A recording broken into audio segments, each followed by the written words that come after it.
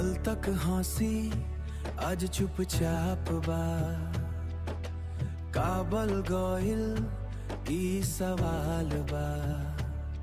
हम खड़ा बनी इंतजार में, तू नजर हटा के चौथ बा। काहे नजर न मिलालू ए जान, कल तक दिल में बसलू रहलू, आज कैसे भुलालू ए जान। काहे नजर न मिलालू ए जान, कल तक दिल में बसलू रहलू, आज कैसे भुलालू ए जान।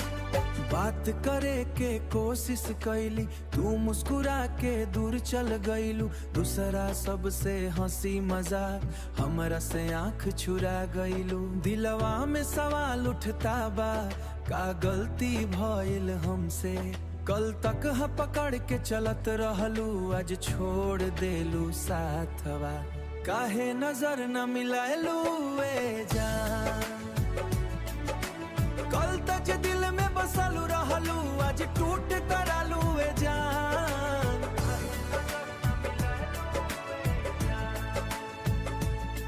तोरा बिना ही में फिर सुन लगेला, दिलवा टूट के रोए जान।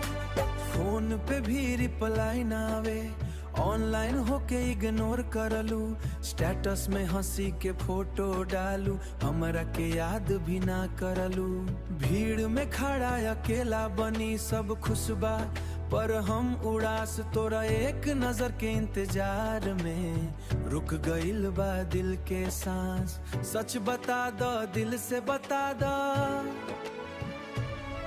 कोई और गइल का जिंदगी में, या मजबूरी के बदबाई को लिखल बा हमनी के किस्मत में। काहे नजर न मिलालू ए जान, दिलवा के टुकड़ा हो गइला, आज टूट गइल सब सपना हमार। कहे दूर हो गइलू ए जान, बिना बोले सब कुछ कह जा। हम आज भी तोहरे में जीतानी, तू बता अब का कर जा।